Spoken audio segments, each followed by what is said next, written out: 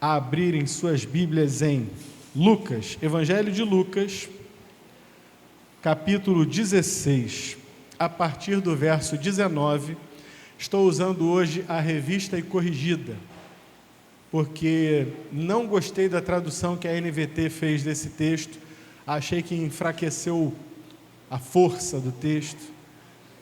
Lucas 16, 19. A parábola do rico e do Lázaro. Nós não vamos ler a parábola inteira, vamos até o versículo 26. O Senhor Jesus está ensinando, está falando dos fariseus, ele estava conversando aqui, estava tendo uma discussão aqui com os fariseus, aí ele contou a parábola do mordomo infiel.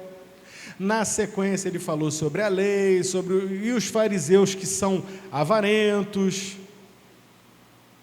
E então ele entra com esta parábola, falando sobre a avareza.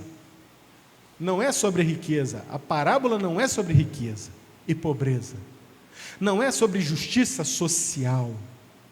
A parábola é uma parábola que trata de vida eterna, de reino de Deus, de salvação. Tenha isso em mente, vamos fazer a leitura. Ora, havia um homem rico, e vestia-se de púrpura e de linho finíssimo, e vivia todos os dias regalada e esplendidamente. Havia também um certo mendigo chamado Lázaro. Hoje não pode nem chamar mais de mendigo, né? É morador de rua, e tem outros nomes aí que o pessoal dá também. Chamado Lázaro, que jazia cheio de chagas à porta daquele, e desejava alimentar-se com as migalhas que caíam da mesa do rico. E os próprios cães vinham lamber-lhe as chagas. E aconteceu que o mendigo morreu e foi levado pelos anjos para o seio de Abraão, e morreu também o rico e foi sepultado. E no Hades, o mundo dos mortos, ergueu os olhos. A versão ACF, versão corrigida fiel, não diz que é no Hades não, diz que é no inferno. Ergueu os olhos, estando em tormentos, e viu ao longe Abraão e Lázaro no seu seio. E clamando disse: Abraão, meu pai, tem misericórdia de mim, e manda a Lázaro que molhe na água a ponta do seu dedo e me refresque a língua, porque estou atormentado nesta chama. Disse, porém, Abraão: filho, lembra-te de que recebeste os teus bens em tua vida, e Lázaro somente males, e agora este é consolado e tu atormentado. E além disso está posto um grande abismo entre nós e vós, de sorte que os que quisessem passar daqui para vós não poderiam, nem tampouco os de lá passar para cá. Vamos falar com Deus. Senhor, tua palavra foi lida.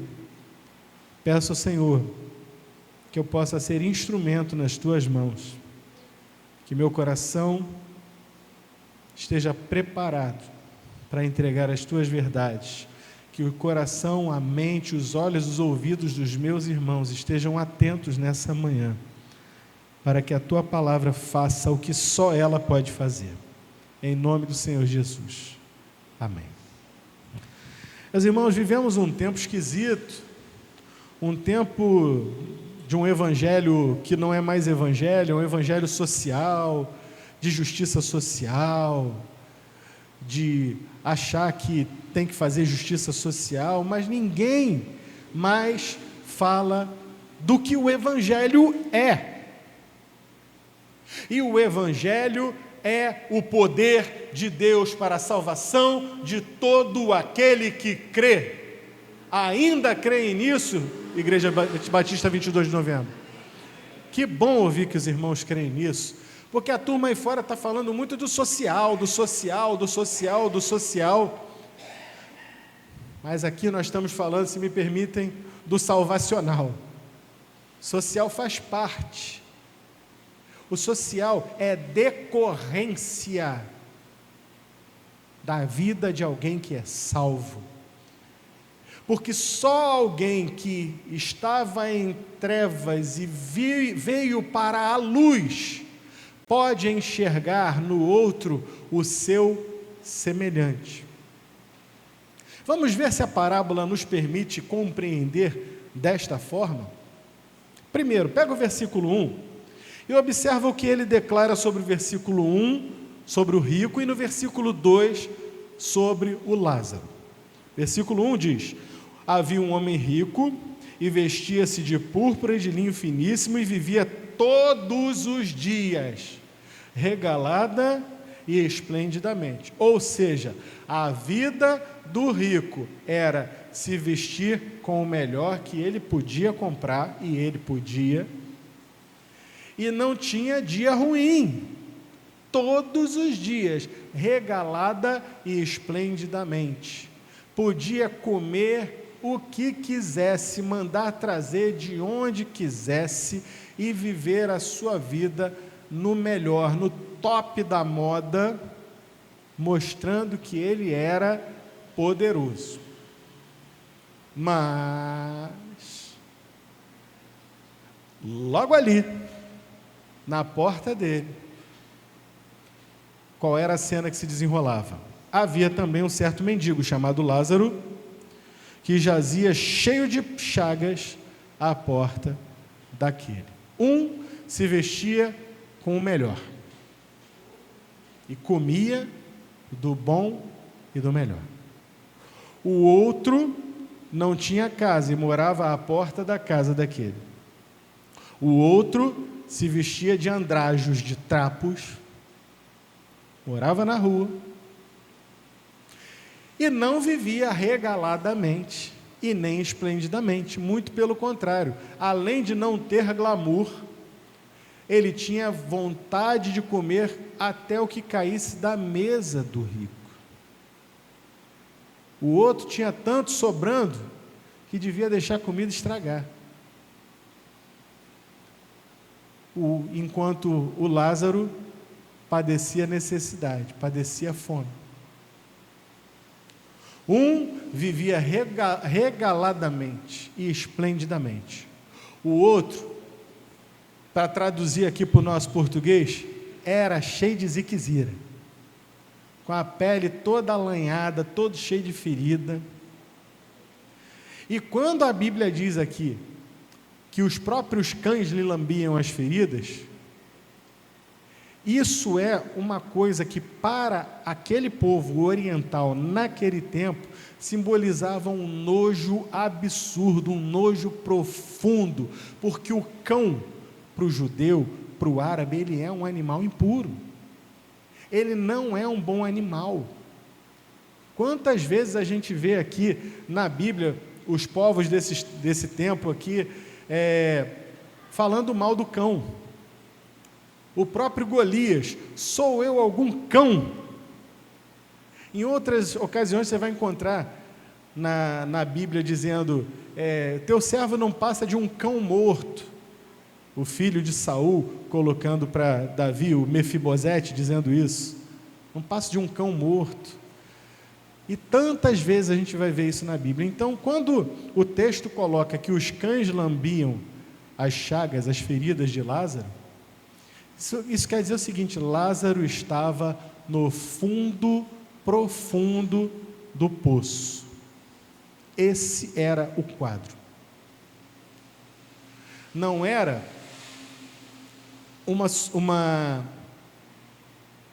não há termo de comparação com aquilo que nós vivemos hoje. Você pensa em termos de Rio de Janeiro, e você vai ali em São Conrado e você encontra prédios de gente milionária na praia de São Conrado, e logo atrás a Rocinha. Mas sempre houve uma boa convivência. Gabriel, o pensador, por exemplo, é playboy, e tem vários amigos da Rocinha, que inclusive frequentavam e frequentam a casa dele. O Rio de Janeiro é essa coisa, é a cidade partida. A gente está acostumado aqui, o pessoal se gosta, se frequenta, porque nós vivemos numa sociedade que, apesar dos pesares, é uma sociedade muito rica. Você pensa num contexto de uma cidade grande, É muito difícil uma pessoa que de fato passa fome. É muito difícil, porque sempre tem onde arrumar. A igreja dá, o centro espírita dá, o comerciante dá, isso é um fato, Mas nos tempos bíblicos, a escassez era real.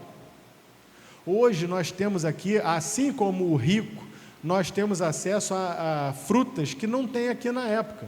Não está na época de manga, mas você vai chegar no mercado, você vai encontrar manga. Não está na época de caju, mas você encontra caju. Por quê? Porque vem do Nordeste. Porque vem de fora do país. A gente está chegando nessa época de Natal agora, passei no mercadinho ontem, no mercadinho, nem foi no supermercado. O que tinha lá? Castanha. Ué, de onde que vem essa castanha? De onde vem a tâmara? De onde vem essas frutas sazonais de Natal? Lá do hemisfério norte, lá do Oriente Médio, chega tudo aqui e entope lá os mercados. É verdade ou não é? Nós temos acesso, está tudo aí. Nós nos acostumamos a essa fartura. A verdade é essa. Tem gente que luta com mais dificuldade, isso é um fato da vida. Há gente que infelizmente está desempregada, há gente que ganha muito pouco, há gente que parece que essa coisa persegue, a pessoa já ganha pouco e ainda vem a dificuldade, vem uma doença, precisa comprar remédio e aí quebra o carro ou dá algum problema e todo mundo passa dificuldade.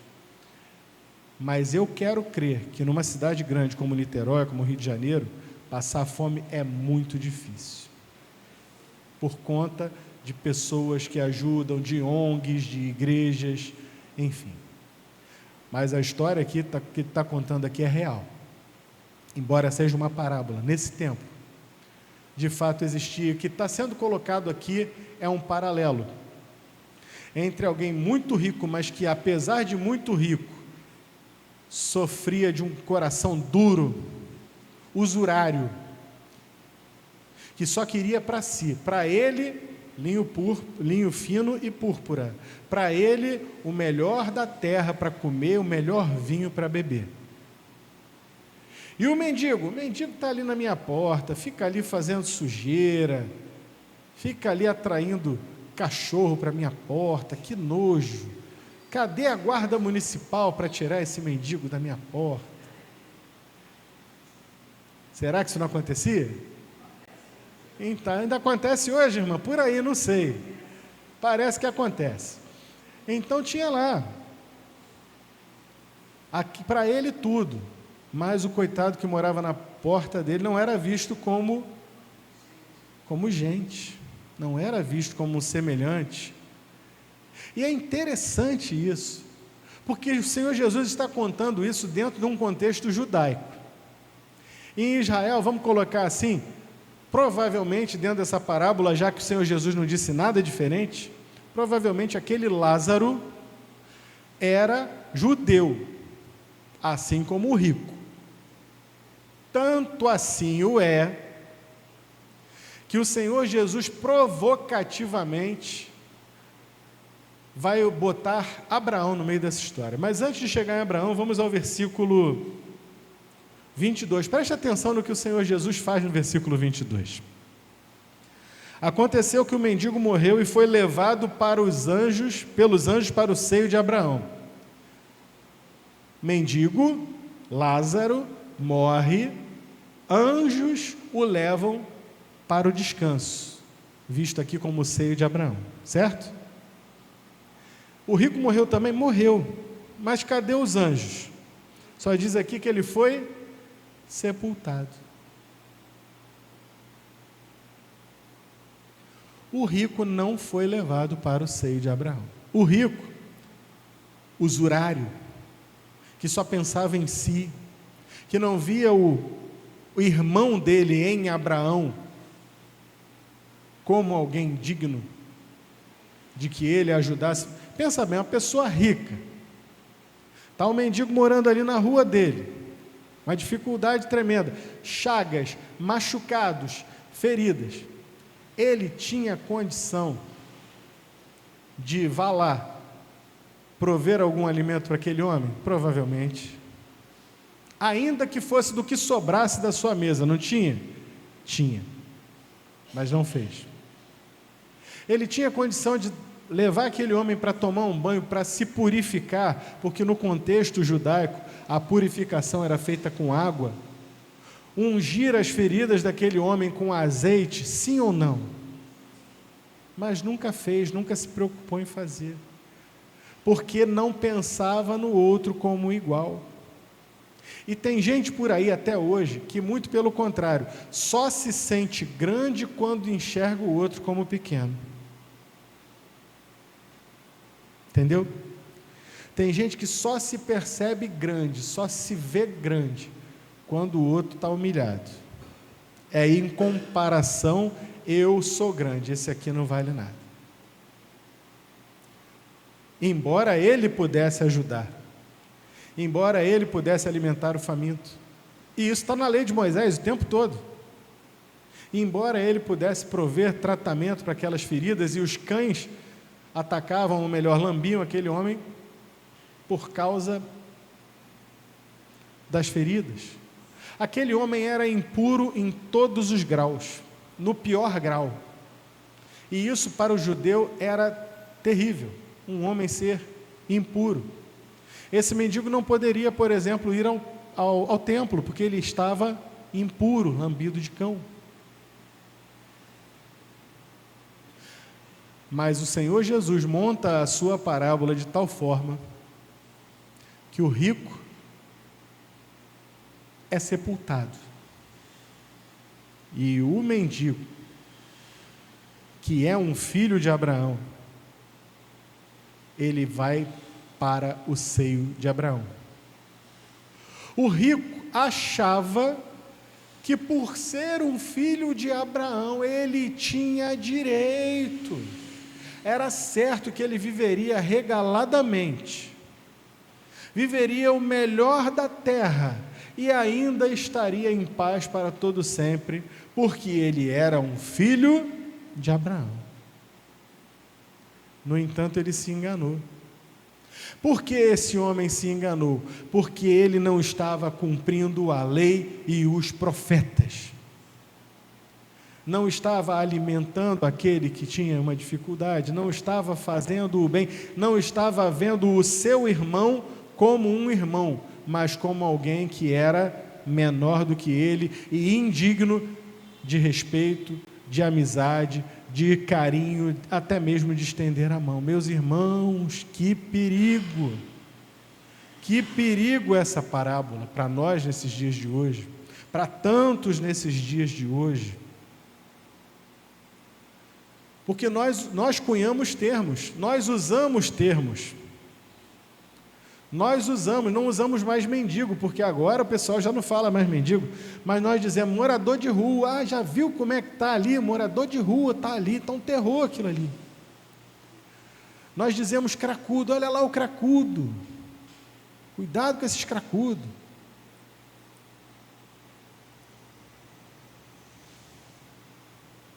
Mas nós temos orado pelos cracudos, temos abençoado, temos estendido a mão.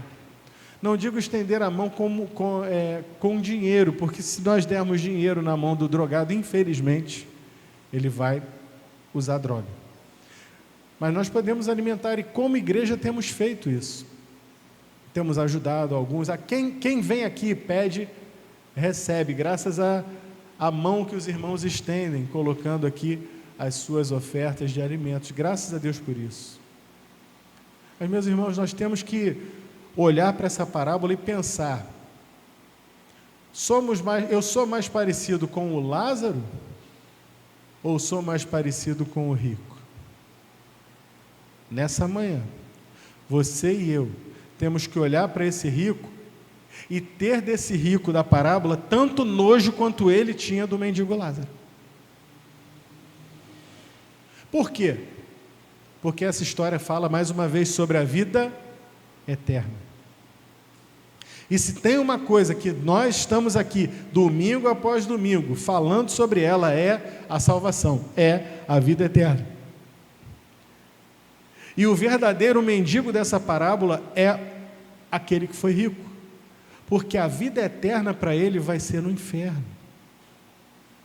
A vida eterna para ele é uma vida que não é vida, é a morte eterna. E por quê? Tudo porque nos poucos anos que ele teve neste mundo, ele não atentou para a lei do Senhor, porque ele não prestou atenção no segundo mandamento: amarás ao teu próximo como a ti mesmo. Ele não via aquele mendigo Lázaro como seu próximo. Meus irmãos, eu sei que os dias são difíceis, eu sei que a vida é dura, e como é dura. Eu sei que você paga 12 meses para comprar o seu celular em 12 parcelas, às vezes mais, eu sei disso. E você olha certos meninos na rua e você já esconde o celular. É a primeira coisa que vem na nossa mente: não quero perder. Infelizmente, esse é o estado de coisas que nos cerca. Mas é preciso olharmos com o amor de Jesus também. Você tem medo de chegar perto? Ora. Faça uma oração sincera: Senhor, abençoa essa vida. Quando nós oramos pelo outro, nós podemos ter algumas respostas. Primeira resposta: Deus pode usar outra pessoa que não você para abençoar. Ou Deus pode mudar o teu coração e fazer de você instrumento. Estamos dispostos a sermos instrumentos nas mãos de Deus para modificar a história de uma pessoa que seja? Uma pessoa.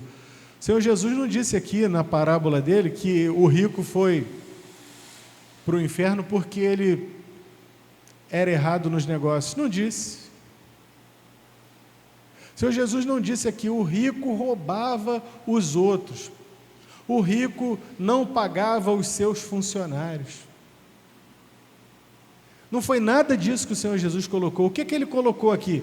Que o rico vivia regalada e esplendidamente, deixando que o mendigo vivesse naquela subvida que ele tinha na sua porta, sem atentar para ele como alguém digno de que a mão fosse estendida.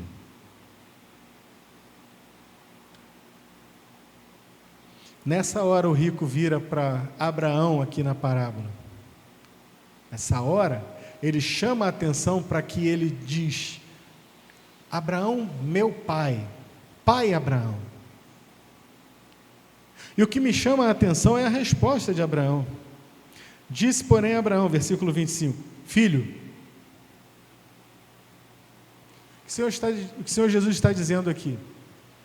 Nem Abraão nega que o rico era descendente de Abraão. O que está sendo dito nas entrelinhas? Lembrando que essa parábola está sendo dita no contexto de falar com os fariseus hipócritas.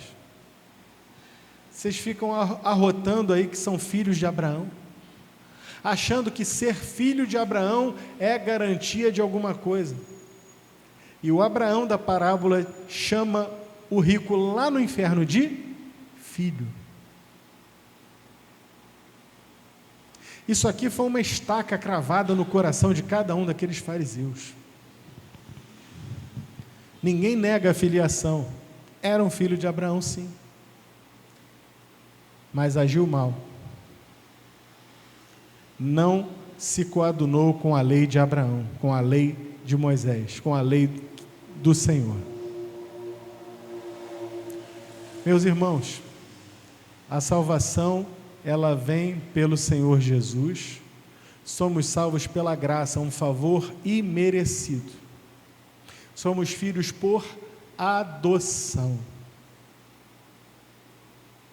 Alguém que recebeu um favor que não fez nada para merecer e que foi adotado simplesmente porque foi amado por alguém e não porque fez nada para merecer, deveria ter a humildade de olhar para os outros com esse mesmo olhar, sim ou não? Nós hoje temos muito mais motivos, porque somos filhos por adoção e não somos filhos de Abraão apenas, mas somos por adoção. E porque somos salvos e a nossa salvação é pela graça, nós temos que começar a entender que nós somos diferentes. Que nós precisamos estender a nossa mão ao aflito, ao cansado, ao que não tem de onde tirar, ao que passa sufoco, e dizer: você é meu irmão, minha irmã, e fazer como esse rico não fez. Abraão lança uma verdade no verso 25: filho, lembra-te de que recebeste os teus bens em tua vida, e Lázaro somente males, e agora este é consolado e tu atormentado. A colocação, mais uma vez, o Senhor Jesus faz uma dicotomia, ele faz um corte limpo, duas verdades, é preto e branco. Você só recebeu bem, aliás, os bens, os teus bens, e Lázaro somente males. O que está dito aqui nas entrelinhas? Se do teu bem e dos teus bens você tivesse colaborado para que Lázaro não tivesse tido somente males, sendo instrumento nas mãos de Deus, verdadeiramente você seria um filho de Abraão. Isso seria imputado como justiça. Meus irmãos, que texto! E esse texto termina mostrando que há uma divisão, uma clara divisão entre aqueles que são filhos de Deus e aqueles que não são. Está posto um grande abismo. E não há como passar de um lado para o outro, depois que fechamos os olhos. É agora. O tempo de agir é agora. O tempo de olhar para o próximo, de amar o próximo é hoje. Hoje nós precisamos amar o próximo. Amanhã pode ser muito tarde. Hoje é o tempo de amar o próximo. Hoje é o dia de estender a mão. Hoje é o dia de olhar para aquele que muitos desprezam e dizer: Jesus ama, e pelo amor de Jesus eu quero te abençoar, eu quero servir a você naquilo que eu puder. Vamos falar com Deus?